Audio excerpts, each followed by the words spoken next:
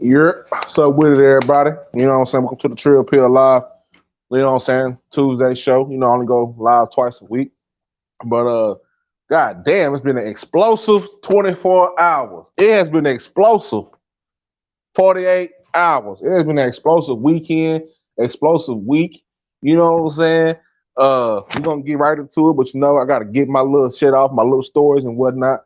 Then I'm gonna say what I have to say about the rest of this bullshit that's going on in these digital streets. You know what I'm saying? But first, let me just the people over here on YouTube. Shout out to everybody on Facebook that's watching. Shout out to everybody over on YouTube that's watching. Shout out to you see we got Coolin, Alicia B, Shan214, Op Squad, the OG Big Slump, so with it Big Slump, Op Squad. You know what I'm saying? Salute to everybody. You know what I'm saying? Big salute. And get right into this shit. You know, I don't want to waste no time. Don't take long for me to get what I have to say. Don't take a whole lot of hours. You know, I got these stories. Excuse me, probably the most boring part of the shit, but that's what we here for to a certain extent. So before I get into this shit, here is the copyright. You know what I'm saying? I'm gonna let it up there for about 2, 3, 4, 5 seconds, just in case. But more important than that, Suicide Prevention Month is still here. It is still September. We're going towards the end of September. Shout out to everybody who has been supporting, who has been actually went out there and did what they could do and donated and shit like that to the, you know what I'm saying, the foundation to support this also. Like I said, September is Suicide Awareness Month. So if y'all get a chance to go anywhere, if you see this little teal and purple ribbon, know what that means. Know that you found out this here first.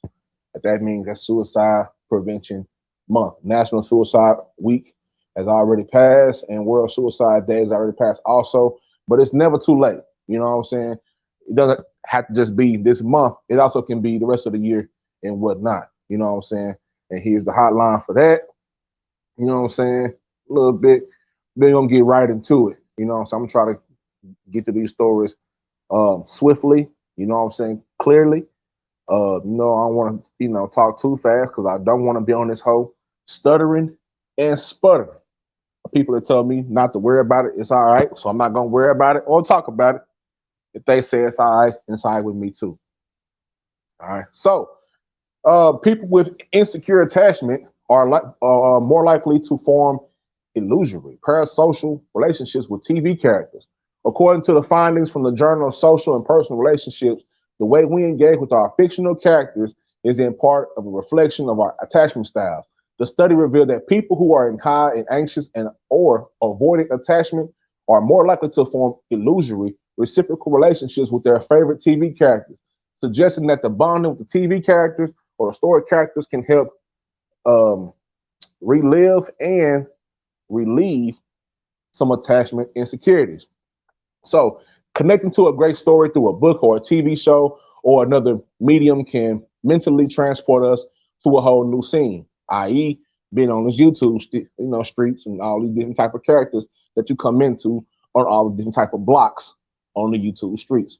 It's characters, a lot of characters going on. We'll get into that a little bit later. You know what I'm saying? But offering an escape from reality. We'll go through the comments a little bit. Salute to Mini Petite. Salute to you. Thank you for showing up. The extent that people tend to get immersed in a story can be predicted by the attachment style. Study authors Marina Rain and Raymond A. Marr wondered whether the tendency to become engrossed with a story character can also be predicted by attachment. The early bond between an infant and the caregiver influences the way a child grows to view and respond to relationships in later life. Something psychologists refer to as attachment styles. Rain and Marr proposed that bonding with story characters offers a way to appease insecure attachment, since stories allow people to form close bonds with fictional characters and fictional others without worry of rejection. The researchers specifically opted to study whether the anxious and avoidant attachment styles might influence the extent that people identify with the characters and develop illusionary relationships with them. According to the findings of the Journal of Social and Personal Relationships, the way we engage with our fictional characters is in part of a reflection of our attachment styles.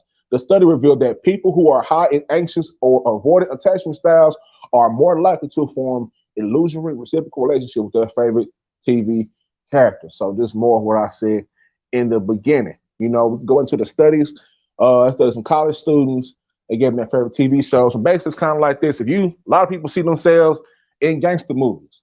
A lot of niggas like to see themselves as Scarface, knowing they haven't touched an ounce of powder other than salt and baby powder. People see themselves all type of street guys, and they say, "Oh, I can relate to that because I might be an aspiring street guy, or I might be an aspiring stripper, or I might be an aspiring artist, or an aspiring whatever." But whatever show we watch, we tend to attach ourselves with characters. For instance, what's the show going on right now? Raising Kanan. People relate to these stories because they relate to them in some type of way, or they find an attachment with these stories with the story. You know what I'm saying? Like if a person share a come on, Slump. You know what I'm talking about.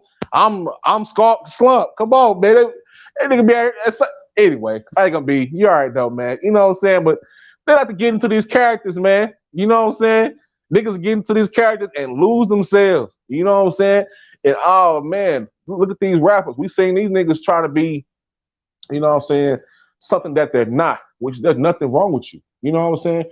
For example, where I was raised at, I'm from South Dallas. You didn't know. South Dallas, Texas. You know what I'm saying? So in my neighborhood, I feel like people always held each other accountable for who they are, even in all over across the city and whatnot. Just choose your city, choose your hood, and choose your state.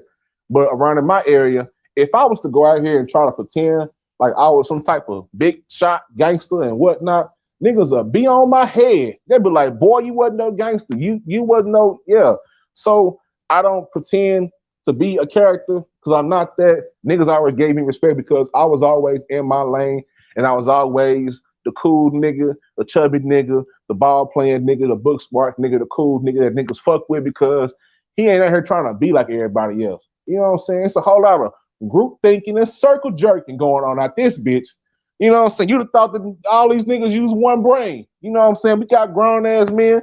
They got wives and kids and families, letting niggas manipulate them and shit like that. That's kind of like the way, you know what I'm saying, people watch TV.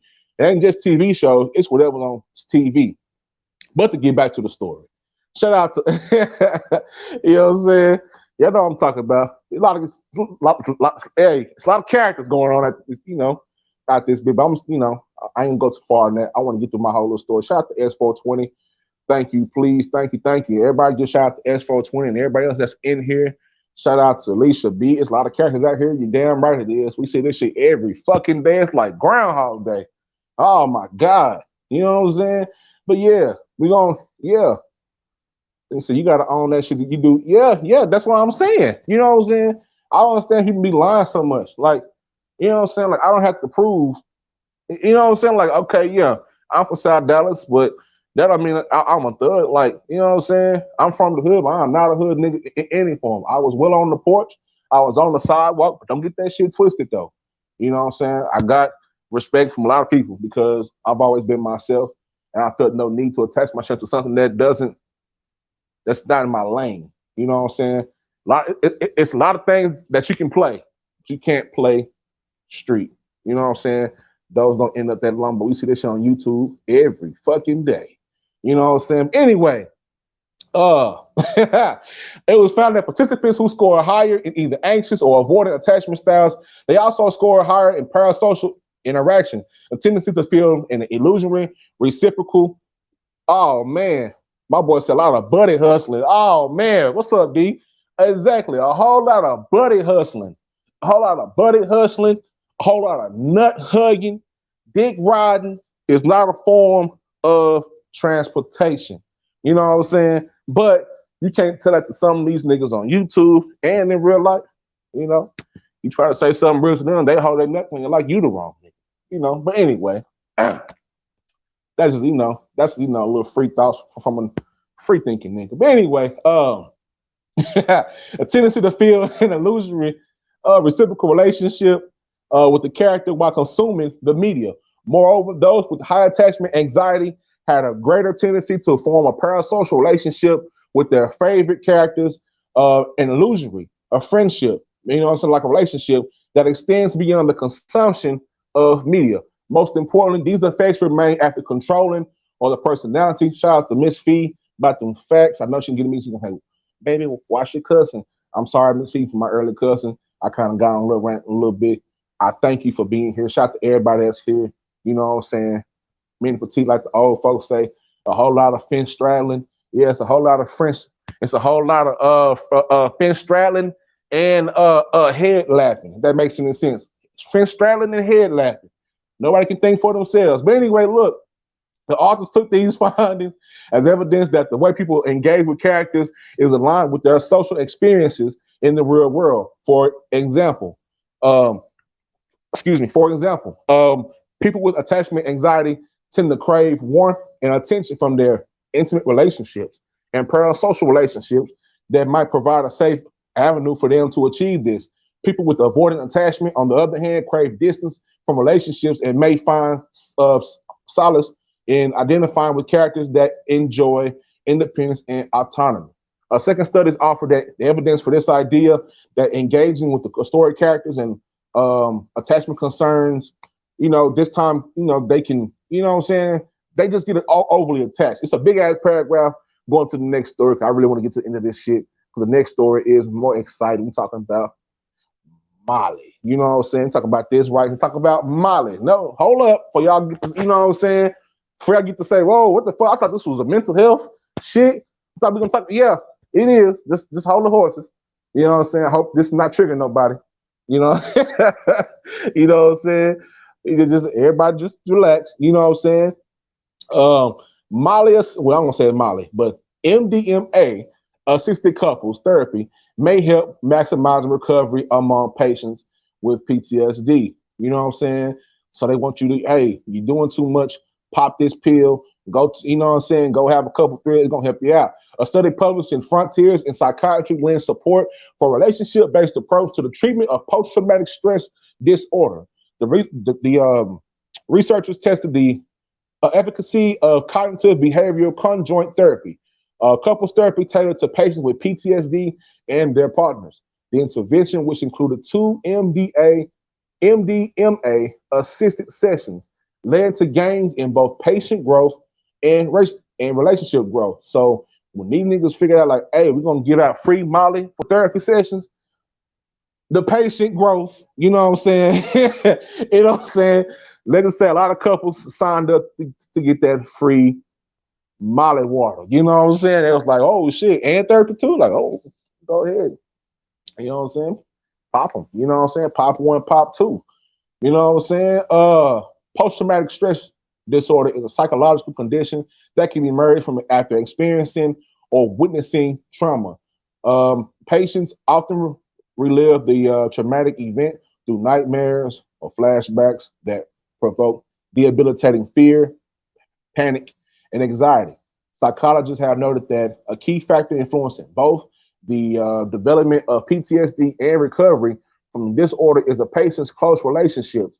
While negative social interactions can aggravate PTSD symptoms can also cause strain on interpersonal relationships. This leads to a self perpetrating cycle whereby a patient's symptoms continually worsen. The researchers designed a study to explore the effectiveness of cognitive behavioral conjoint therapy, CBCT, in the treatment of PTSD. Six patients with PTSD, along with their partners, took part in a 7-week therapy, which involved 15 CBCT sessions. The CBCT sessions included psychoeducation about PTSD, strategies for increasing communication and reducing avoidance, and tools for coping with trauma-related thoughts. The intervention, goddamn, the intervention also included 2 MDMA assisted sessions following the 5th and the 11th CBCT sessions. MDMA, a psychoactive drug commonly referred to as ecstasy. Come on, if you're from Texas, you're from the South, you know this song. You know what I'm saying? If you behind this screen, say with me. Come on, baby, power up with me. I just popped me your ecstasy. Come on, man. Y'all know what the song is. You know what I'm saying? So what you think? I know I the only nigga in here that I popped the ecstasy before. You know what I'm saying? Hey, you know what I'm saying? I ain't do it, my friend. Getting freaky, going to make a porno. Come on, man. Throwback Texas shit. RIP to Big Mo. Shout out to the Rec Shop. You know what I'm saying? This is Trill Pill Podcast. So, you know, I'm going to tie everything together with everything being trill. And so I said the ecstasy that popped in my mind. Power up with me. I just popped me an ecstasy. You know what I'm saying? So y'all know what that is, especially all my niggas who know the throwback. Hey, come on now, at least big. You know you was. You know what I'm saying? Big salute, Wicked. Welcome to the Trill Pill. Big welcome. You know what I'm saying? But y'all remember that song? I just popped. You know what I'm saying? That shit. I still jump shit to this day. Big Slump said, "What's about that man? What you think? You know what I'm saying? Come on, Slump. Come on, man. You niggas know my body, man. You know what I'm saying?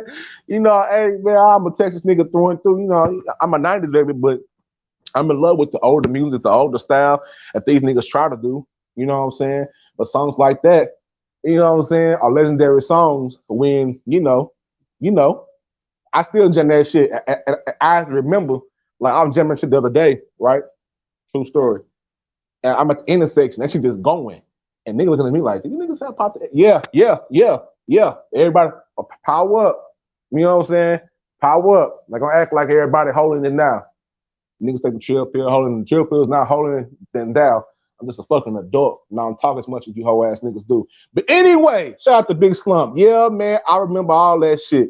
You know what I'm saying? I know all about it. I'm all into the rec shops and the SUCs and the DSRs and the child. Man, look, we can go on days and days. Let me stay on top. Stay on top. You know what I'm saying? You know what I'm saying? Yeah, hold on. Let me see the comments talking about. But I got people coming in, you know what I'm saying, jumping in, jumping out. You know what I'm saying? Shout out to, you know, I see Brub and shout out to the Brub. Shout out to all my mods, you know what I'm saying? Shout out to all the mods in here. Shout out to all the mods, man. Shout out to the people that's in the chat. Shout out to all of them. Shout out to everybody that's over on Facebook and whatnot. You know what I'm saying? We keeping this shit going. Niggas having a good time. Niggas is laughing because they remember the power up with me. I just popped me a X to C. You know what I'm saying? Shout out to all the real niggas who remember that, you know what I'm saying, legendary song and that needs to be put into a trap museum somewhere near us. Yeah, exactly. Saying 1, 2, ready or not, come on now. We don't want to turn this shit up. All you niggas is talking about, yeah, most definitely. Most definitely. We all know. You know what I'm saying? But anyway, back to the story. During these sessions, both partners were given an MDMA, and then they listened to relaxing music while they alternated between internal reflection and conversing with their partner. Participants were assessed on 5 occasions throughout the study at baseline, halfway through the treatment, post-treatment, 3 months following the treatment, and 6 months following treatment. The assessments included various questionnaires that measured the relationship quality, psychosocial functioning, patient's post-traumatic growth, and partner's response to the trauma. You know what I'm saying? Definitely hitting these Dallas streets, most definitely. Big Slum says, Shan 24, look at you. You know what I'm saying? Yeah, yeah. You know what I'm saying? Look at her. Look, Shan 214 said, yes, indeed. Oh, shout out to everybody. You know what I'm saying? Shout out to the Cliff. You know, everybody, all my niggas in from the Cliff. I got good partners from the Cliff. You know what I'm saying? Partners from all over the D, but shout out to the all sides of D, the Cliff. Most definitely the South. That's where I'm from. I'm a Pine Street baby. Lego Park baby. You know what I'm saying? That's where you know what I'm saying? But shout out to everybody out there, north, south, east, west, Oak Cliff, you know what I'm saying? And everything in between, you know, those crevices of the goddamn triple D. But more importantly, the couples who experienced relationship gains, both partners and patients reported increased. Hold on, peep this though. This the good part. Both partners and patients reported increased intimacy and increased relational support. So they got their freak on with the Molly. Of course, they better get their freak on. They got free Molly. Partners additionally reported that conflict had improved with the relationship. Of course, because you fucking a whole lot more. Now, moreover, these possible outcomes were maintained during the follow-up period. The doctor said that the overall findings suggest that CBCT combined with MDMA sessions can lead to improvements among both patients with PTSD and their partners by targeting the individual and relational functioning simultaneously. The authors wrote that this intervention has potential to maximize recovery from trauma and enhance present living for those with PTSD and their loved ones. So, look, uh, everybody who ever been on the Molly or ever did nothing, something like that, y'all understand, excuse me, what that experience is like. And take that experience and put yourself in therapy. And shout out to the people who did that because that's some therapy that I am very much interested in for research purposes. You know what I'm saying? And things of that nature. All right. So this next story, people with dark personality traits are more likely to meddle in romantic relationships of their friends and family. If you don't recognize this scene right here, this is from Deliver Us from Eva. And you know she was being messy as hell and she was trying to break up whatever was going on until they put Ella on it. Ella worked her down and knew that all she needed was a little bit of thrapping. You know what I'm saying? So people with dark personality traits are more likely to meddle in romantic relationships of their friends and family. People with dark personality traits are more likely to meddle in their romantic relationships. You know what I'm saying? I just read that shit twice. Anyway, move down a little bit.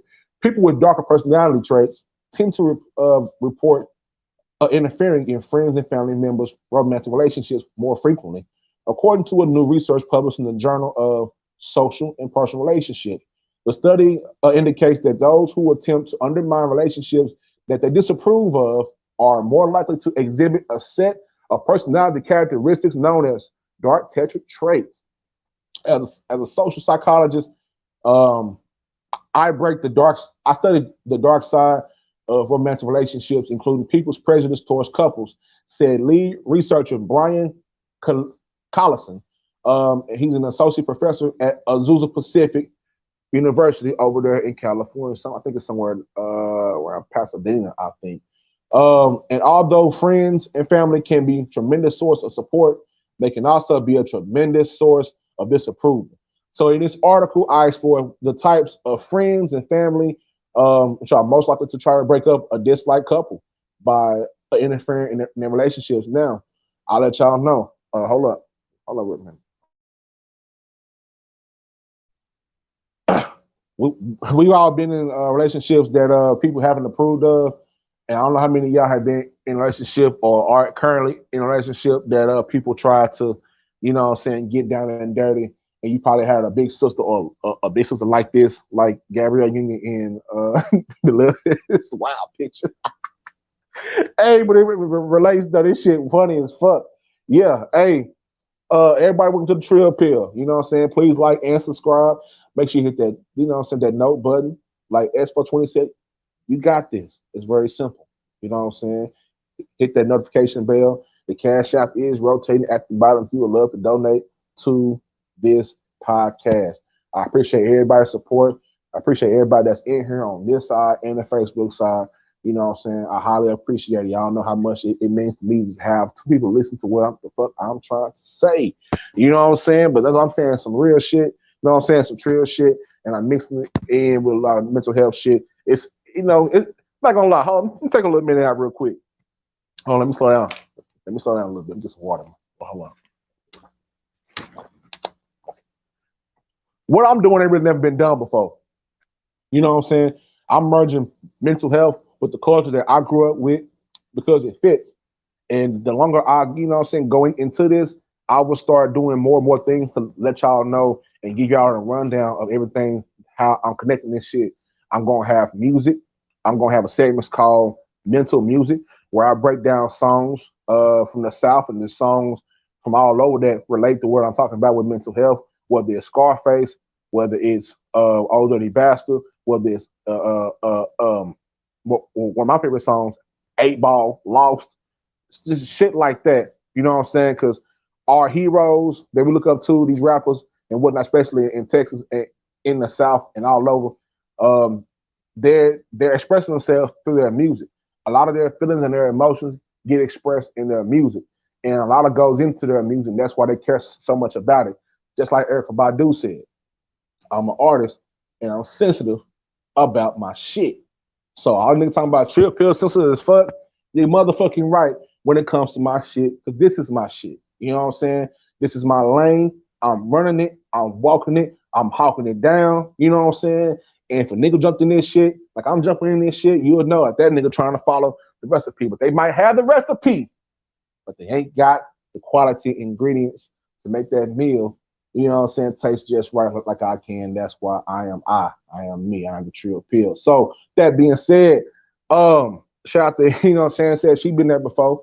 Yeah, you got people who try to fuck up your whole deal.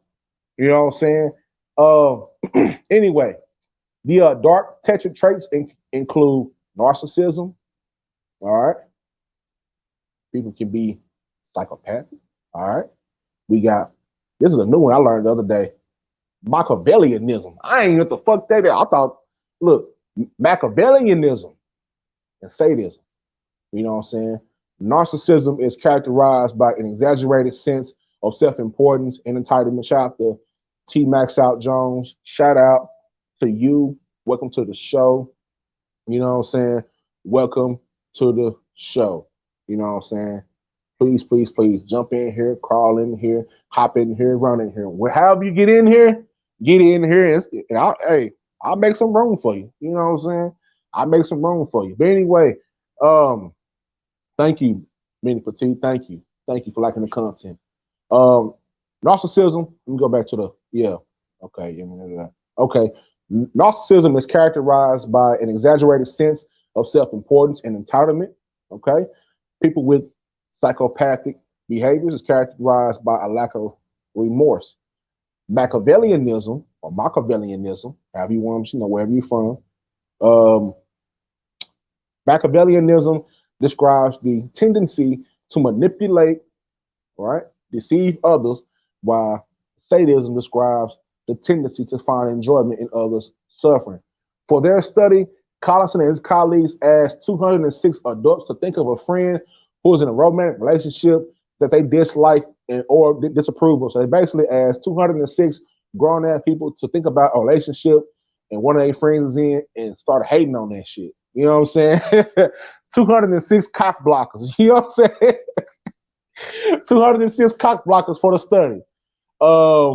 They indicated how often they interfere in their friend's relationship, such as describing how their partner doesn't meet their needs, encouraging the friend to prioritize other activities over spending time with their other romantic partners, and suggesting that they could find someone better.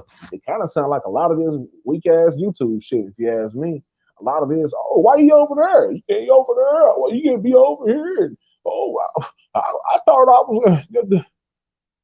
In a second study that the researchers asked another 180 adults to think of a family member who was currently or formerly in a relationship that they dislike or disapproved of before asking the participants to indicate how often they interfere in their relationship.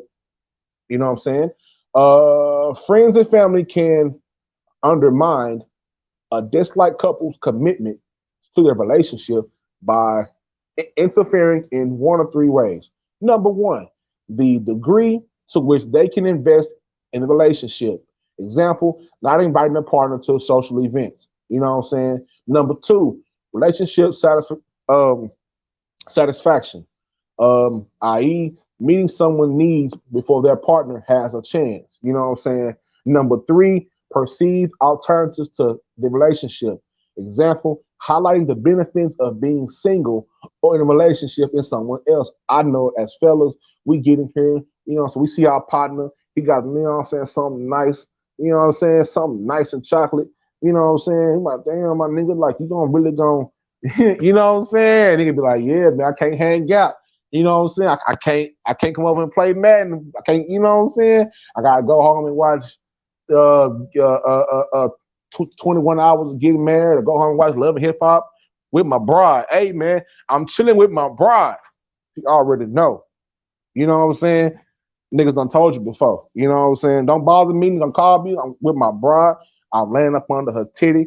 We make it rotel tonight, and she wearing a big t-shirt with no drawers on. And any nigga that's gonna go out there and choose his homeboys over his girl wearing a big t-shirt with no drawers on, you better watch that nigga. Like I said, y'all better watch these niggas around here. It's a whole lot of perpetrating going on.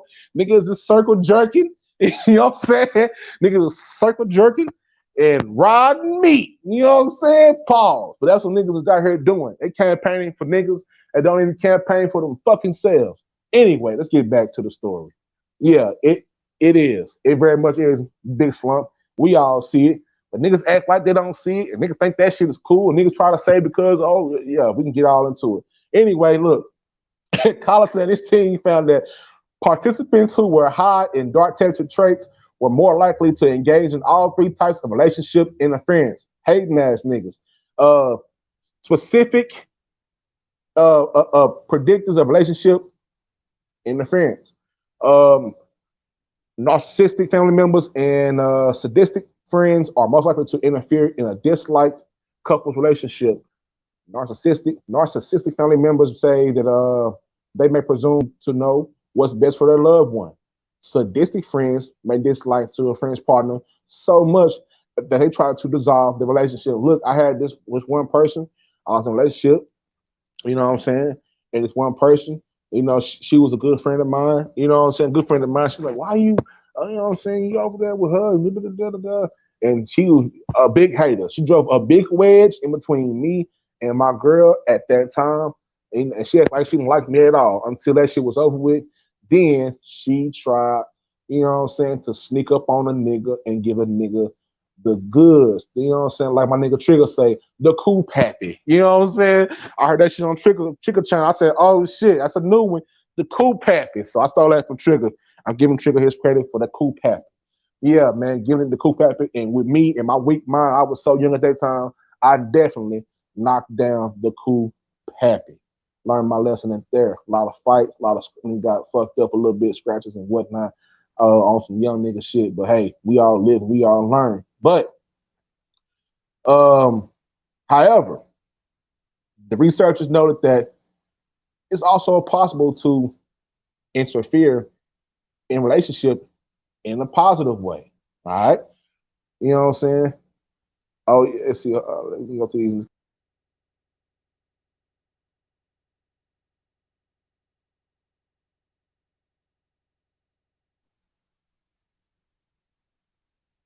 Yep. Let's see. You know what I'm saying? Yeah, we all have a dark side. Yep, we all do. But we be in here hating like a bill. I ain't gonna lie. Watching my brother with a new, I'm like, man, I don't like her, bro. You know what I'm saying?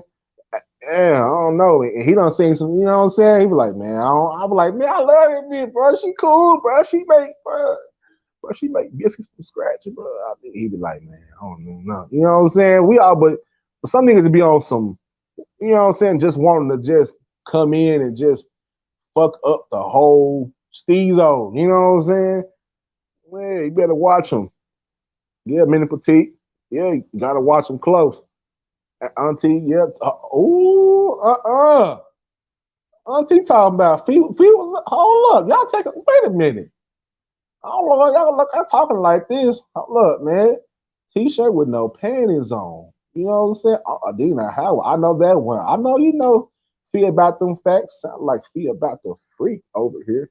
Respectfully. But shout out to Miss Fee. We all know Miss Fee is a beautiful lady and everybody is human. So we all know, everybody know we all grown, we all got our freak on. I just wasn't expecting the Miss Fee to know about the Adina Howard. You know what I'm saying? Adina Howard. You know what I'm saying?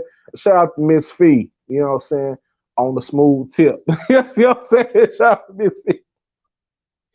Shout out to Miss Fee. Shout out to Freaky Fee out here. You know what I'm saying?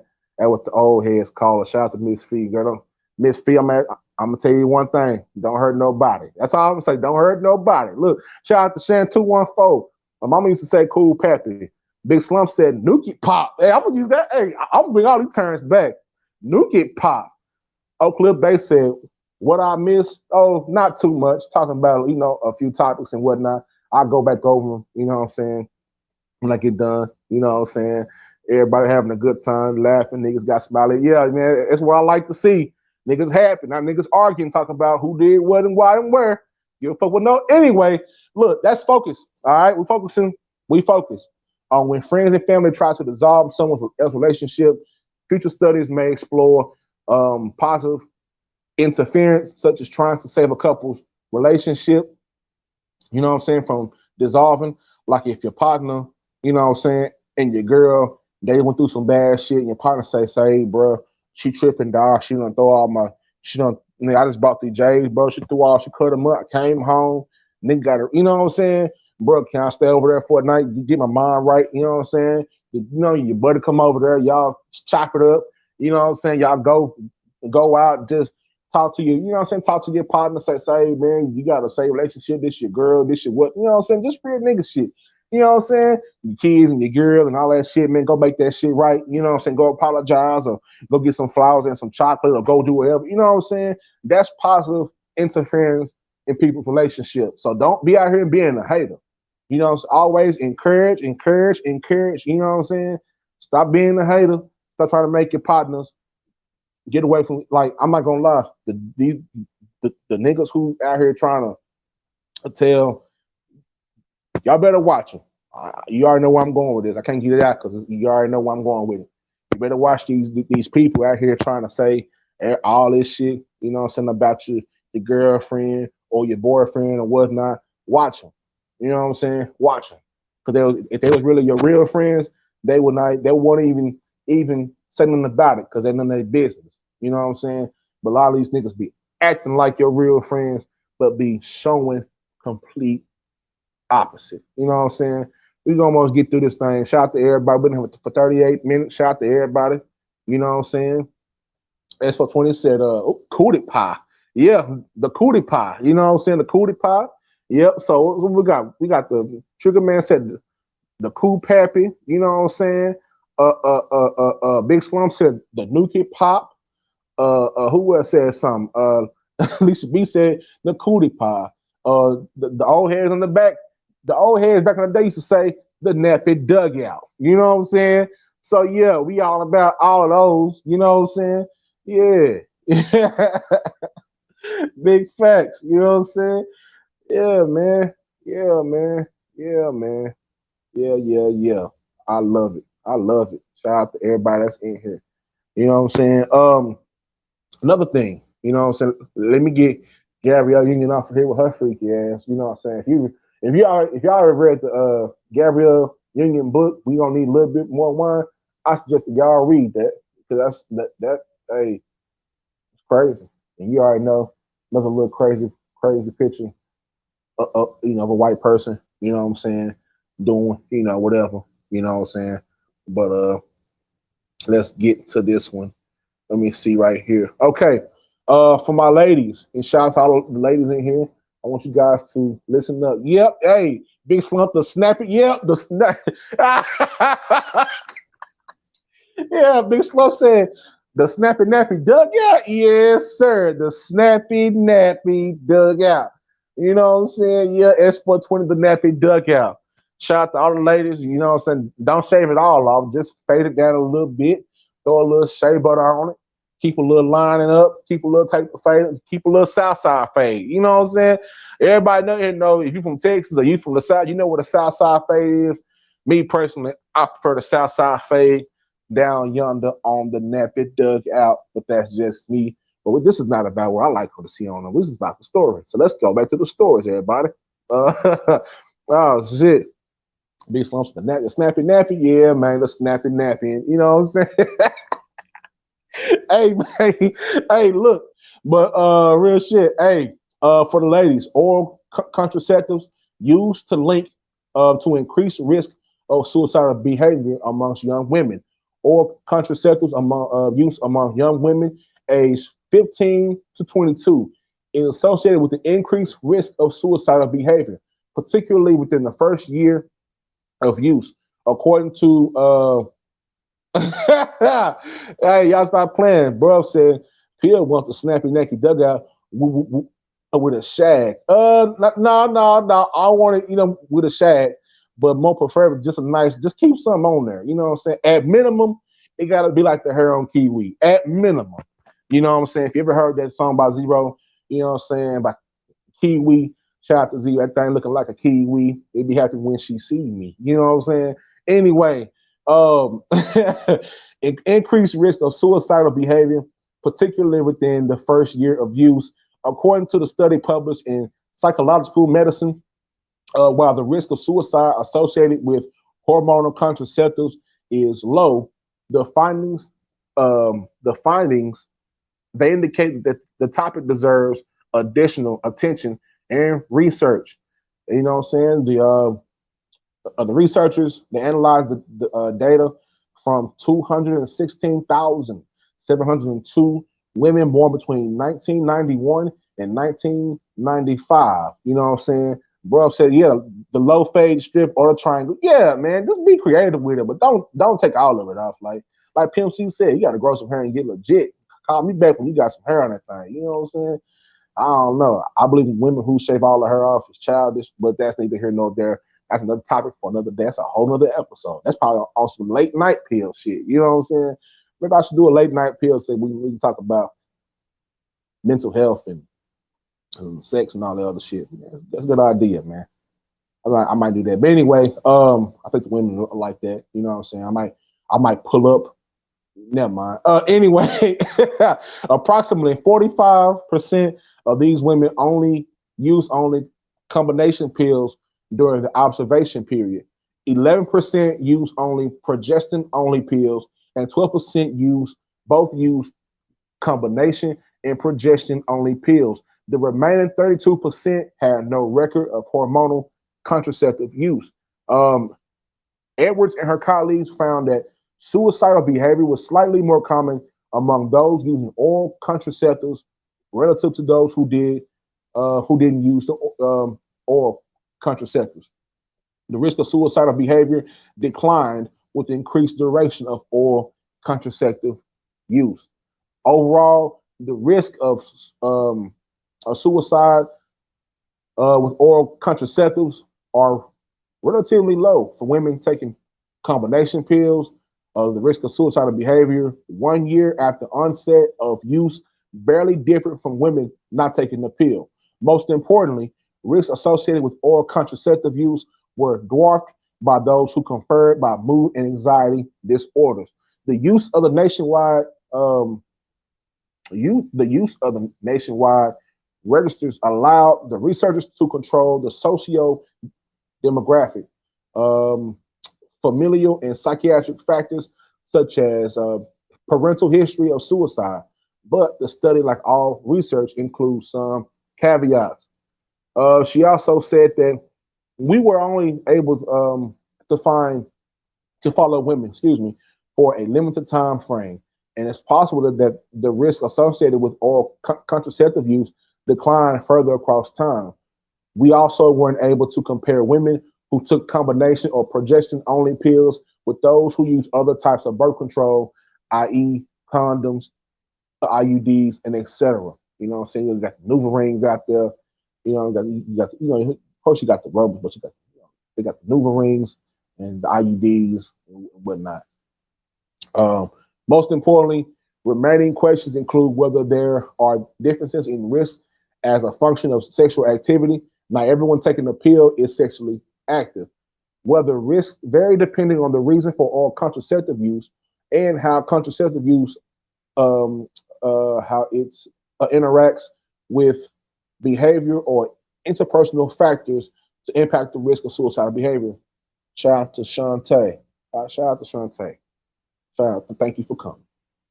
So thank you for coming. Find you a seat. There's plenty of room in here. Find you a seat. Thank you. Studies such as studies. Let's see what was I at? Okay, yeah, there we go. Studies such as ours and those by Charlotte Scovelin and by Catherine Keyes, to name just a couple, can be used to create discussions, more important discussions between women and their health care providers about using oral contraceptives, always keeping in mind that reproductive health decisions and behavioral outcomes are complex issues. Different decisions will work for different people. I thought that was that was a good story. Excuse me to say y'all, because there's a lot of women I know. I have two daughters. I know a lot of the women out there. I know you guys definitely have some experience with those type of things, with oral contraceptives and IUDs and progestins and things like that nature. I don't really know too much about them, but I feel like that story was necessary because things like that we never really think about. You know what I'm saying? Especially for our women out here, they have to already deal with so much. The fact that them taking a pill, or these young women taking a pill, increases their risk of suicide and whatnot. That is always an important factor. You know what I'm saying? Especially this month, because this month is Suicide Prevention Month. Let me see how much I got left. I don't have much left. Been in 47 minutes. We doing good, y'all. Shout out to everybody that's sitting there. You know what I'm saying? Get your little drink of water. I know I am. Hope y'all got dinner cooking up real soon. Let me see. S420 says, doctors do not stress the effect of suicide enough to clients before prescribing these medications. Thanks for the awareness. Most definitely. They don't. They really don't. The same thing that this story has in it, you pretty much say the same thing for different medicines. I know for a lot of times, I know a lot of the antidepressants that I've been on, you know what I'm saying, a part of them is suicidal shit. I remember going to the doctor and saying, well, damn, if my whole point is to come here to not be, depressing this bitch, to take a little pill, you know what I'm saying? Why is one of the side effects suicide? You know what I'm saying? So they never really just give us the full gist of it. I imagine that's definitely behind, some money plays, and it's a lot of politicking that goes on behind that. But I watched my mother take a few of those pills, and she also had to take pills because she had cancer and whatnot. I remember growing up and like, damn, yeah, big facts. Salute Big Pressure. You know what I'm saying? Salute Big Pressure. Pharmaceutical companies are big. Yeah, it is big business. You know what I'm saying? It was a point in time where they was, trying to hand out these opiates, like Skittles and shit. They was giving niggas 200 pills at a time. I'm like, damn. You know what I'm saying? So our mothers and our grandmothers, they didn't know that they were getting addicted to it. Don't think that they knew that there was in so much pain and they wanted them to stop. So you had to take this pill to counter this pill, that pill to counter that pill. And it starts a vicious cycle. And the people who are at the top, who are making these pills and issuing these pills out, don't really give a fuck about how they affect the people that take these pills. So for all my ladies out there, if you have young women in your family, let them know, talk to them about using oral contraceptives and whatnot. And for 20, so you definitely, you only get the basic side effects. Yeah, the headache, the nausea, the vomiting, the dizzy. Yep. But what about the suicide, the death, the cancer causes? Yep. Exactly. S420. Exactly. What about those things? See, but they don't tell us about those things because if they did, well, I'll put it like this: they don't tell us about those things because it's too close to the truth. You know what I'm saying? It's too close to the truth. You know what I'm saying? Auntie Fee said, "Speak the truth." Side effect will have you on suicide watch. Yes, they will. They will have you on suicide watch. So, um, yeah, man, y'all make sure that y'all get in touch with people in your family taking these medications. I know sometimes they are a part of our lives, but at the same time, a lot of these pills that they want to tell you are catalysts to us meeting our demise earlier than we are supposed to. You know what I'm saying? A lot of these shit don't even belong in our fucking body. You know what I'm saying? But teacher said, you know what I'm saying? Let's talk about this topic, right? Yeah, you know what I'm saying?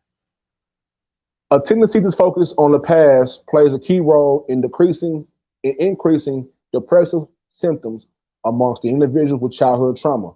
Wang, later named Wang and her team said the time perspective therapy may offer a potential treatment option to prevent the development of depressive symptomology among at-risk individuals.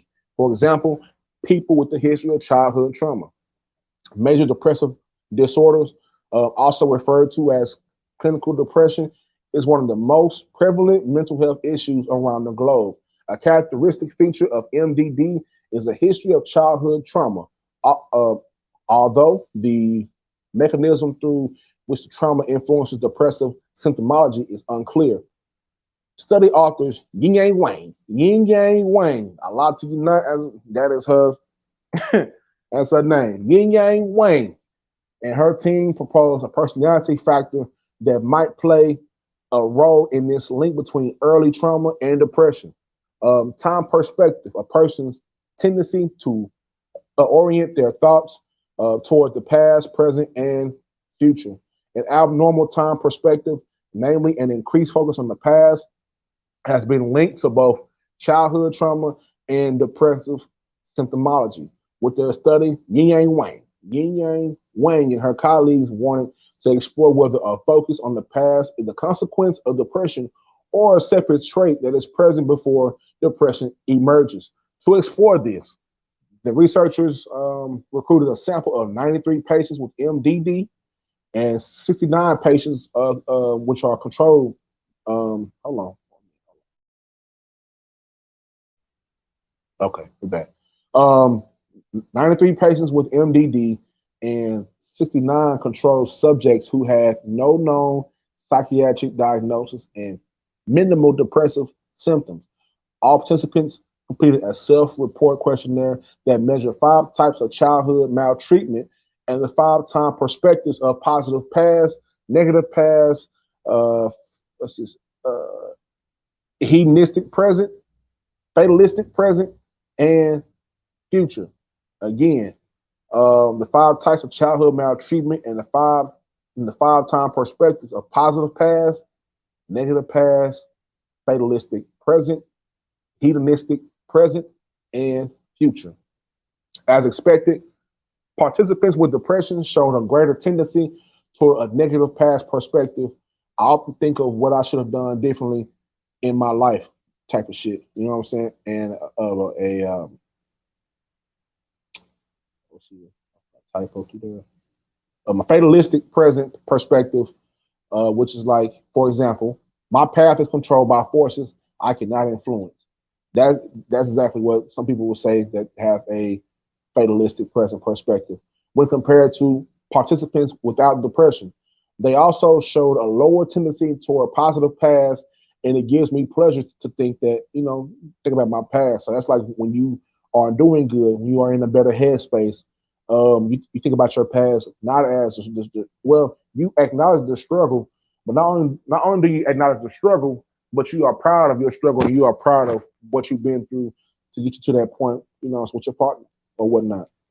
And future perspective, when I want to achieve something, I set goals and consider specific means for those reaching those goals. So I think because we're all human, we've all been through those 5 types. You know what I'm saying? Like, we've all been to places very dark places that we've all been to, especially when you get into relationships. And one thing we have to be careful is that we don't carry our childhood trauma or our previous relationship trauma into a new relationship. You know, so I think that is very important that we don't do that because, I mean, it's kind of like dragging it. You know, it's kind of like walking through the mud and your mama just laid down new carpet and you walking in the house just fucking up the carpet. You know what I'm saying? You bringing that old shit into this new shit and you clogging it up. You know what I'm saying? You fucking it up already. You know, let's get back to this. S420 said, believe it or not, something basic as a kid who has grown up with a parent incarcerated is a childhood negative impact that can affect a person's future perspective and their actions. Absolutely. Absolutely. Absolutely. It is, you know, that's important, especially when we talk about, you know, like us, you know what I'm saying? Like us as far as my people, my black people and everybody else, you know what I'm saying? Black, white, it don't really matter. These things don't really matter as far as race concerns. Let me not include black or white. If you are a person who has dealt with some childhood trauma, those things can affect, you know what I'm saying, your future, whether it's, you know, incarcerated parents like S420 said, you know, or a broken home, you know what I'm saying, things like that. A lot of these things are factors that sometimes if we don't stop to realize that they are affecting us, we'll never fix, and we'll keep continuing wondering why we are always striking out in our relationships. You know what I'm saying? And shit like that. Um, so next, mediation analysis offers support for the model whereby time perspective mediates the relationship between childhood trauma and depressive symptoms. The more childhood trauma in a past, the more they focus on the past over than the present and the future. I'm gonna read that again. That wasn't clear enough. The more childhood trauma in the past, the more they focus on the past over the present and the future, and the more they show severe depressive symptoms. Interestingly, this effect appeared to be driven by participants with MDD. Childhood trauma was tied to increased negative past, the fatalistic present, the hedonistic present perspectives, and a lower positive past perspective. But only the subjects with MDD, you know what I'm saying? The childhood trauma was not associated with the abnormal time perspective among healthy subjects. And this suggests that people can experience childhood trauma without developing an abnormal time perspective or subsequent depression. But finally, they wanted to investigate further on time perspective differences. You know, they started to emerge as people got older. You know what I'm saying? Especially with depression. To explore this, they had half the patients with depression go through a 5-day therapy that involved transcranial magnetic stimulation (TMS) of the dorsolateral prefrontal cortex. They found that while the TMS therapy successfully reduced depressive symptomology, it did not affect the patient's scores on the time perspectives inventory. Most importantly, this suggests the time perspective differences were not a consequence of depressive symptoms. Instead, they likely represent a basic trait marker that underlies depression and is present before depressive symptoms manifest in light of these findings. So, most importantly, we all have different traumas in our life. We may have childhood traumas. It is very important that we do our best to acknowledge those through the awareness, especially the younger we acknowledge our emotion. That's a big thing. And I got one more story, and then I'm gonna open this thing up.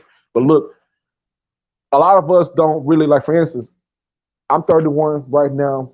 I was 26 when I started. Well, I was 22 when my mother passed away and whatnot. I was 27 when my grandmother passed away. But it took me years, like it took me a whole bunch of bullshit and ups and downs before I even thought about my mental health. You know what I'm saying? That's why I'm a big advocate for it. You know what I'm saying? I'm gonna keep stepping on my shit, you know what I'm saying? And stepping on my stigmas and all that shit because this is important because we don't get this knowledge until it's too late for some of us. We don't have friends who off themselves because nobody understood where they was coming from or even understood the help that they needed. We have a lot of people that are locked up, not because they're bad people, but because nobody ever taught them to control their emotions. You know what I'm saying? We have people that are locked up not because they're bad people, but because they couldn't control their emotions. And they let 2 or 3 seconds or 2 minutes or half a minute, much time affect them. And they have to pay for those 2, 3 seconds of being impulsive, not being rational. You know what I'm saying? They have to pay for those moments in prison for years and years and years. You know what I'm saying? And how many of our people that are loved ones that got locked up for making mistakes? You know what I'm saying? Because we all make mistakes. You know what I'm saying? There's nobody better than the next person. You know what I'm saying? We all make mistakes, but at the same time, how many of our loved ones will still be out here walking in the free world if somebody would have gave them the information, if somebody would have spread the awareness, just the effort matters. Just talking about that shit matters. We can sit here talk about all this other bullshit that we want to and we all enjoy it, but at some point we all have to get real with ourselves and get real with our loved ones about this shit because a lot of this shit matters. You know what I'm saying? A lot of this shit matters, and we got to deal with that. We got to deal with that. Okay, last story of the night. You know what I'm saying? Last story of the night. Experiments suggest that many adults are easily convinced by a paranormal event.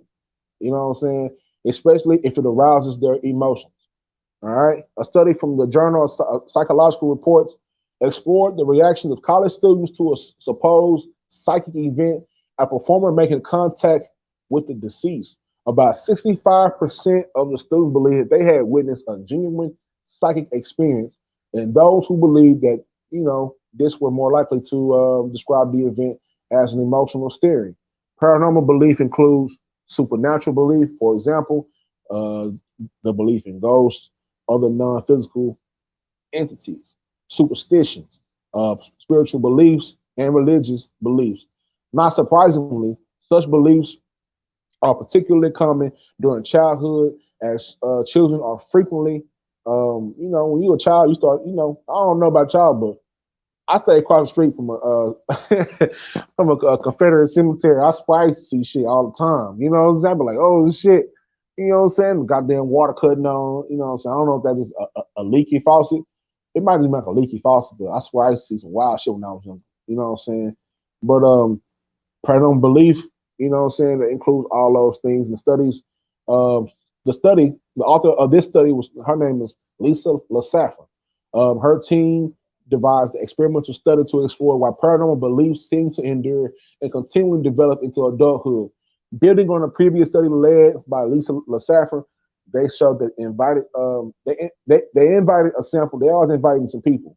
All right, so be careful if somebody reach out to you, say, hey, you know what I'm saying? We want to invite you to come down. Don't do it. You know what I'm saying? Don't do it. Look, hey, the studies first completed a measure of paranormal beliefs, shit like religious beliefs, witchcraft, superstition, spiritualism, extraordinary life forms, and all type of shit like that. Moving objects with one mind. This is all type of wild Chris Angel type shit. The group of students also they witnessed an event where the performer makes contact with the deceased loved one of an audience member. After witnessing the performance, the students rated the extent that they felt the event was a result of supernatural powers, magic, trickery, the religious miracles, and then they answered an open-ended question concerning their feelings and opinions of the event, and again completed 7 subscales assessing their paranormal beliefs. So basically, they got these people all in a big ass room. You know what I'm saying? And they scared the dog shit out of them. You know what I'm saying? They got a bunch of niggas in the room, scared the dog shit out of them, and asked them how they felt. You know, so I'm cut that short story. We already been hit an hour in this bitch. Shout out to everybody that's in here. Shout out to everybody that's been hanging out with this shit. Get back to the comments, man. Y'all dropping some real knowledge in here, man. I appreciate y'all for being here and whatnot. As for 27, we think it takes something like poverty, abuse, death, etc. But there's so many small things that get overlooked. Absolutely. So many small things that get, you know what I'm saying? So many small things. Right about that. Right about that. Alicia B said so true. Teresa Maxwell Jones said facts true. Minnie Petite, absolutely right. Feedback through facts said absolutely Trill Pill. We are the last to get the information that we could have had helped a long time ago. Yes, ma'am. It's F20 said racing, geography plays a very important part as well. Just being black or Native American, uh, Native American Indian from the Lumbee tribe myself. Yep, that's true too. My children are Creek. My ex-wife is Black and Creek Indian. My children are Black and Creek also, and that definitely plays a part in that. Also, our S420 says already gives us the lower hand compared to the pink people, and greater risk of mental and physical health diseases and complications. Yep, it really does. Absolutely. Shout out to S420 for dropping knowledge, dropping plenty of flavor in here. You know what I'm saying? I appreciate that. You know what I'm saying? Depression is more it's more widespread in the urban community versus the pink community. Look, yeah, it is. It is. You know what I'm saying? It is. We ain't gotta be scared to say white. Over here, I'm going to say white people. Y'all can say what y'all want. I'm going to say white people. I'm not scared to say that shit. Don't know how the colors got involved. But anyway, look, shout out to everybody that's in the comments. You know what I'm saying? That's neither here nor there. I appreciate everybody for you know what I'm saying, showing up. I'm gonna drop this little video real quick, and I'm gonna cap this thing off with a conclusion that I like to call the prescription, kind of like a monologue of some sorts, talking about this bullshit that be going on and how I feel about all this shit. So y'all stay tuned. Thank you for tuning in to the Trill Pill podcast. I'll be right back. I gotta go get me some water and go eat on some fruit snacks. You know what I'm saying? Not the name brand fruit snacks, but the ones that come from Walmart in a 50 pack. The Great Value Smileys. Yes, I'm not ashamed of it. Come in a 50 pack. Why wouldn't I? Anyway, shout out to y'all for the chat. Y'all hang on. Give me a few minutes. I'm gonna close this thing on now. Thank you for watching the Trill Pill podcast live. Appreciate y'all. Much love.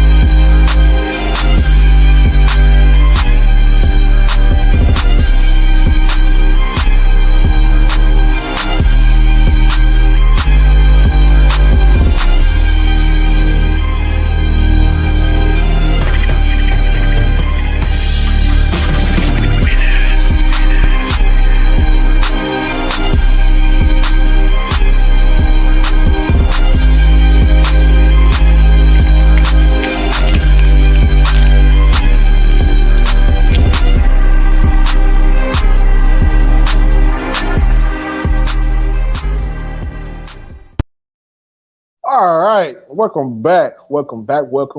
You know what I'm saying? I'm gonna start doing this little shit where I close this thing on out, like my little monologue. If y'all ever watch like Jimmy Kimmel or any other shows, they always have a monologue in the beginning or the end or some shit like that. So that's where I got the idea from. But it's been a very explosive, spicy, you know what I'm saying, weekend. A lot of somewhat of receipts came out. All people are pointing fingers each way. Y'all, I should have put that goddamn Spider-Man emoji up, but it's the three Spider-Mans and all of them pointing at each other. That's how this shit feel on these YouTube streets or on YouTube blocks or whatever the fuck y'all want to call them. Look, man, I'm just gonna say this on my behalf. I don't know what's going on with anybody else, neither do I care. But I will tell you this. My name was in all that shit, and I didn't like it. You know what I'm saying? I'm gonna tell you why I didn't like it, because if you see right now, we're going live on the Trill Pill podcast. This is what it is. This is not about no messy shit. This is very. I don't give a fuck how you feel about my content. If you like it, pull up. If you don't, pull out. You know what I'm saying? But this is what it is. You know what I'm saying? This is my shit. So like I said, like earlier, like Erykah Badu said, I'm gonna keep going back to Badu because Badu is from South Dallas. Like she said, I'm an artist. I'm sensitive about my shit. So I'm a podcaster and I'm sensitive about my shit, which means whenever I see my name logged in with some shit, basically I know it's fuck shit. First of all, off the bat, I know it's a reach. right? It's a reach. You may be like, damn, Trill, how you feel like, why you feel like, it's a reach? Well, because I stay out the motherfucking way. You know what I'm saying? I have learned my lesson of trying to uh, be the glue and be the good person. And hey, guys, let's all put it together and fuck all that shit. You know what I'm saying? Because every time I turn around, my name is logged in about some shit. And it's fucked up that some of the same people who say they support me and shit like that are some of the same people who know a lot of this shit, a lot of this messy shit goes on and doesn't go out their way to clear their name because I would do the same for them. But that's how it is. You know what I'm saying? At the end of the day, I don't know any of you guys, although I have met some very genuine people on this here YouTube. I have met some great people over here, and I'm not going to let a few people's actions dictate how I feel about everybody else. Why? Because that's what mature people do. You know what I'm saying? But I don't feel like I've been hearing a lot of comments saying, "Oh, Trill Pill feel like he's the standard," or Trill Pill feel like he's better now. I don't feel like I'm better, but if you feel that way, I appreciate it. You know what I'm saying? I'm not trying, you know what I'm saying, to set a standard, but if I'm doing that, I appreciate it. You know what I'm saying? Um, I don't have a label for myself. I know what I'm doing is some great shit. I have a belief in what I'm doing. I have people who watch, you know, what I'm saying, my show, listen to my podcast, and my friends, my family, and they'll tell you exactly who I am, how I rock, these niggas from the sandbox, and shit like that. So there's nobody on YouTube that's going to tell me how to run my shit. There's nobody on YouTube that's going to tell me what's right and what's wrong because there's all that bullshit that some of y'all are talking about. What's right and what's wrong, and if you don't do this shit right here, then you ain't no real nigga. Or if you don't say this shit right here, you don't have no voice. Look, there's all of that shit, and then over on my side, it's the truth. You know what I'm saying? And I'm addicted to the truth. I'm addicted to it. You feel what I'm saying? That's what that is. So I would appreciate who's ever running plays and whatnot. I don't know who run niggas talking about niggas running plays, but it's one thing to say you're running plays, and another thing to say, you know what I'm saying, you're not running plays. And it's another thing to execute those plays. You know, people who play sports understand what I'm saying. Um, where I'm sitting here watching all this shit, over here eating fruit snacks, you know what I'm saying? Sitting on my couch, and I turn on the TV and say, let me see what's going on in the motherfucking streets today, the YouTube streets. Not the real streets, but the YouTube streets. This fiction, this universe that y'all don't, you know what I'm saying? If y'all know, look, I'm about to get on my nerd shit right now, so bear with me. Look, right now there's an excellent uh animated series called Marvel What If. If you are a comic book fan, I went on this shit for a long time. In Marvel What If, it's basically the goddamn reality is broken, and reality has spread across the fucking universe with several alternate endings and whatnot. That's what this shit is. Reality is fucking broken. A lot of you niggas don't really know what it means to be a free thinker. A lot of you niggas don't really know what it means to actually have a purpose on this shit. A lot of people have pages that have no purpose. And when you don't have no purpose with a page that goes live and good content like that, people have to deal with low level nigga shit and call that shit lit. You know what I'm saying? Which don't get me wrong. I'll be on, there are times where I'm on the low level nigga shit too. But at some point, niggas gotta really drop their nuts and drag their nuts and understand, like, god damn, don't this shit feel like high school? Like, don't this shit feel like high school? Don't I thought niggas was hold on. You mean tell me that niggas is grown, niggas got kids, niggas got wives, niggas got husbands, niggas got businesses and relationships and all type of shit. So why would you lower yourself to a certain standard that you know that you don't even lower yourself to in real life? Now, we all have a choice to escape. We all go through escapism. Apparently, one thing we all have in common is we like to escape through this itty bitty rectangle with a triangle called YouTube. Nothing is wrong with that. Get your troll on, get your grind on, get your drama on, and all that shit. But I'm just gonna say this, you know what I'm saying? When it comes to anything about the trill pill, I'm gonna tell you every fucking time, keep my name out of it. You know what I'm saying? I don't know who doing this shit, and just because I'm saying this shit, don't mean that it's gonna stop. But keep my name out of all this shit. You know what I'm saying? I ain't like them other niggas. I ain't gonna get on here and say shit. If you don't drop your location, I'm gonna come up and run up and hit you with the Luke Kane bicycle kick. I'm gonna fuck about none of that old threat and all that other bullshit. I just want y'all to know, keep my name right up because this is my name. It's not my name. It's not my government name. You know what I'm saying? But Trill Pill is my brand. Trill Pill was built out of dark moments in my life and others' lives. That's why I say y'all go over and check me out on Spotify where I got my interviews like that with my brother, with people that I fuck with. You know what I'm saying? So y'all can get a better understanding on who I am. You know what I'm saying? And you can ask them and they'll tell you. This nigga Khalil ain't never been on no drama shit. You know what I'm saying? Because that's not me. That's just not me. A lot of this shit don't bother me, but when it comes to my name, yeah, it bothers me because I know where this shit was built from. You know what I'm saying? I didn't just pop up and just say, "Oh, I'm gonna just start it." No, I don't want to do that. And no disrespect to people who do that. You know what I'm saying? If this offends you, then fuck it. You know what I'm saying? Then fuck it. Eve said, "How do you feel about me?" I feel great about you. I don't have no bad feelings, you know what I'm saying, about you. You know what I'm saying?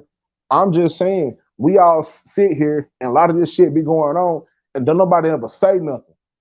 Niggas keep letting this shit go on and this shit go on for days and days and days. And look, I'm not the savior nigga. I ain't gonna say try to say, hey guys, we gotta all get together and combat together because we already know through real life and this shit that niggas gonna be niggas.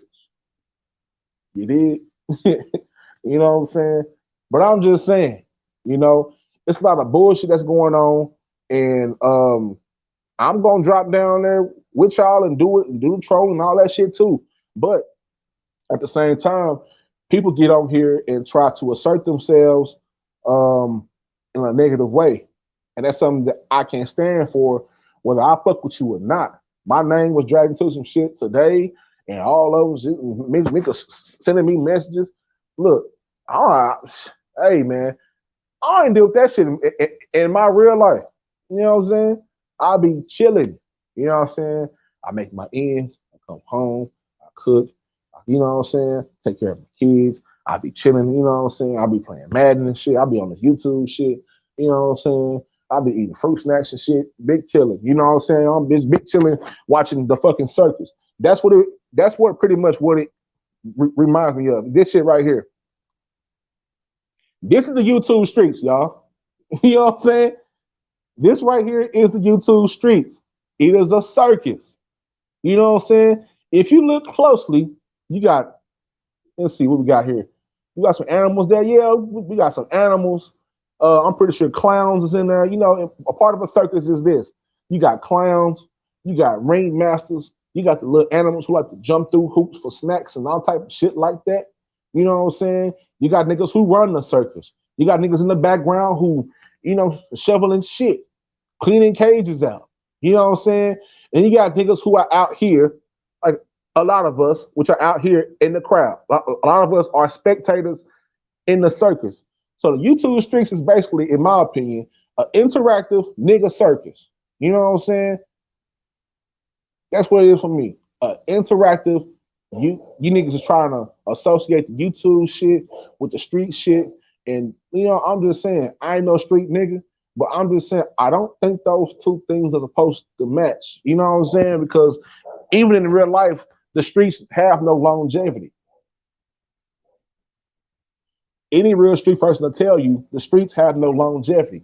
Those it's just not. That's what it is.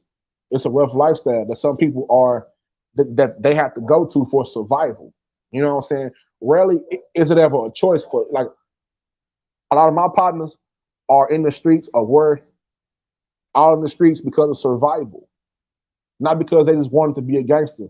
They just had to pay bills. Their daddy ain't there, their mama ain't there, granny is there, but she on dialysis, she can't walk. Nigga, I'm the man in the house and I'm 14. I gotta go out there and get something out of survival. You know what I'm saying? So let's start associating the YouTube shit with the street shit. You know what I'm saying? Now, like I said, I know a lot of you niggas is not gonna do that, and that's fine. This is me speaking my piece. This right here, ladies and gentlemen, is the YouTube streets. You know what I'm saying? Like, share, and subscribe. Tell your friends, tell your baby mama, tell her mama, take your side bitch. Tell them that the Trill Pill is here, offering at least a little bit of clarity. You know what I'm saying? In my opinion. That's all. You know what I'm saying? At this point, since my name has been dragged and all type of shit, I can give a fuck who I offend. You know what I'm saying?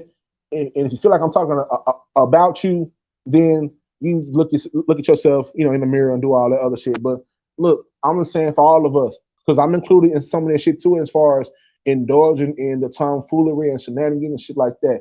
But all this extra shit, worrying about what niggas doing and what moves niggas is making, all that shit. A lot of y'all was being a little bit too motherfucking nosy. Niggas in this hole being too nosy. Niggas in this hole being too messy. Can nobody mind their fucking business? And at the same time, it's like this. A lot of these conversations and arguments and whatever type beefs wouldn't happen in real life, because in real life, there is not hundreds of people antagonizing a situation. It's kind of like being in a fight. If you're going to fight, of course, in a fight, is you and that person, you about to fight. You know what I'm saying? I take it like this. If niggas used to go, you from South Dallas, you from Dallas, Texas, period, you know where Little World is. All right? Little World across the street from Lincoln High School. All right? At any given time, after school, prep right after that, niggas will go over to Little World and fight. Or niggas will go to X-Line Park over on Pine and fight. You know what I'm saying? Now, while you in the fight, you got niggas who fighting. You got niggas who standing around antagonizing. You got niggas that just watching. You got niggas that don't give a fuck about this shit. And that's all it is. Now imagine that shit in a YouTube sense. You going through some beef with a person, which is a lot of 9 times out of 10 is a misunderstanding. But you're going through that misunderstanding, and while you're trying to get some understanding, you got hundreds of people antagonizing, being messy, and all type of other shit. That problem ain't gonna never get solved. And that's how we go through it, weeks and weeks and weeks and weeks of the same shit. But nonetheless, for some people, it's entertainment, and I don't knock that. For some people, it's content. I don't knock that. All right. Only thing I'm asking is don't confuse that shit with this shit. All right. Fuck how you feel about it, because nobody ever cared about how I feel about it. I don't try to reach out and do all type of shit, but niggas keep thinking that this shit is sweet over here because, oh, he don't speak up enough. I don't have to. I say what the fuck I'm gonna say. I get the fuck on. If you catch it, it's good. If you don't, it's whatever. That's just how I feel about it. You know what I'm saying? And this shit is getting crazy. This is getting out of control. But you know what? At the end of the day, hey man, I'm just me. I'm the Trill Pill. You know what I'm saying? We're gonna get on and later on tonight and later on tomorrow night or whatever. It's gonna get spicy and spicy. This is gonna be a thing of the past. Nobody can give a fuck about it because whatever. But I just want to let it be known, because I rarely talk about the bullshit because I'm rarely on the bullshit. I try to keep my mind focused on the journey that I'm taking, the road that I'm taking, the path that I'll take, you know what I'm saying, to get to this point where I'm trying to spread my shit, broaden my audience, you know, so wherever I can, on YouTube, on Facebook. People over here watching, everybody over there watching. My family's watching this shit. My friends watching this shit. And they asking me what the fuck going on. And to be honest, I don't fucking know. But what I do know is my name. It's always getting drunk into some shit. I don't like it. The funny thing is, I can't stop it because it's the internet. You know what I'm saying? And the internet is what a lot of these niggas hide behind. You know what I'm saying? A lot of these conversations would go a lot different in person. You know what I'm saying? They wouldn't be all out. Niggas wouldn't be all yelling and screaming all that shit. Nigga yelling, screaming in my face, something gonna have to happen. That's just nature. You know what I'm saying? You don't never see two lions just yelling at each other for a long period of time. Nah, nigga, something gonna have to happen. But that piece of communication is missing from YouTube because a lot of us don't see each other. Probably will never even meet each other. And but that's you know what I'm saying, and that's the irony in a lot of this shit. You know what I'm saying? It's a lot of talking that's going on. I don't talk much because why? You know what I'm saying? Unnecessary. Shut the fuck up. Just wasting breath. And that's another thing. Um, I've lost enough people in my life. Just lost a partner last week to some bullshit. I don't know how long I got on this earth, right? We all don't. It's at random. But the last thing I would want to be, I wouldn't want to be remembered by a whole lot of drama. I want to be remembered by how respectable I was, how loving I was, how caring I was, shit like that. You know what I'm saying?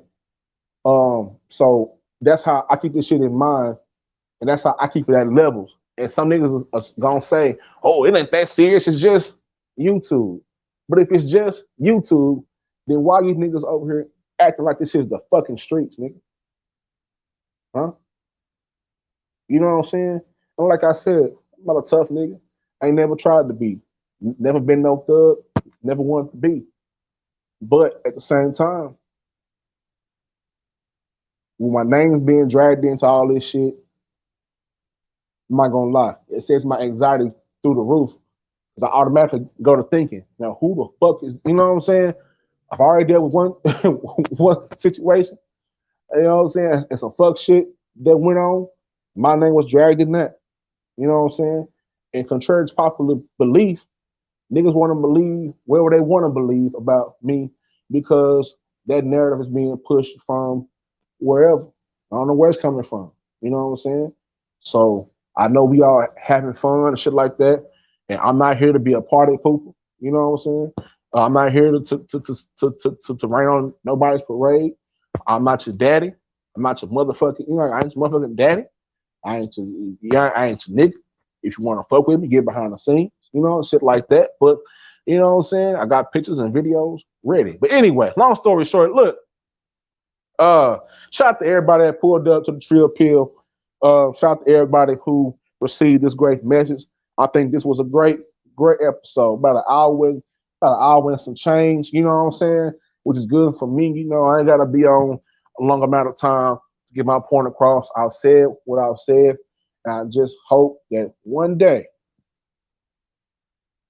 we can all just chill the fuck out and have a good time without it being all this drama and shit. Bro, that shit get tiring. You know what I'm saying? I know niggas gonna be like, oh, we used to log out. Da, da, da, da, da, da, da. Niggas gonna, I already know. I already know. Niggas is already doing it. Niggas already hitting me up. Oh man, you can't tell nobody. Fuck, shut the fuck up. You know what I'm saying? I can say whatever I want to say. This is my shit. You know what I'm saying? I come here for a purpose. My purpose is to spread mental health awareness mixed with a little bit of my culture. I'm from Texas. I'm from Dallas, Texas. I'm from South Dallas, Texas. I'm a Pine Street baby. Pine and Electric. I'm a Lego Park baby. You know what I'm saying? That's where I'm from. I'm blending in the culture that I grew up in, mixed in with this mental health shit. You know what I'm saying? And people fuck with it. If you don't, that's fine. I have no harsh feelings. People gonna fuck with me because I am myself. I ain't no group thinking ass nigga. I ain't no circle jerking ass nigga. I don't be dick riding. I fuck with who fuck with me. And that's the bottom line. Because Trill Pill said so. Where's my beer, goddammit? This is Trill Pill Podcast. Salute to everybody for showing up. You know what I'm saying? We in this bitch and we out this bitch. You dig? Stay trill and heal. Help me step on the stigma. And most importantly, mind your mental to be among your mental. You know what I'm saying? It's a Trill Pill. I'm not this bitch.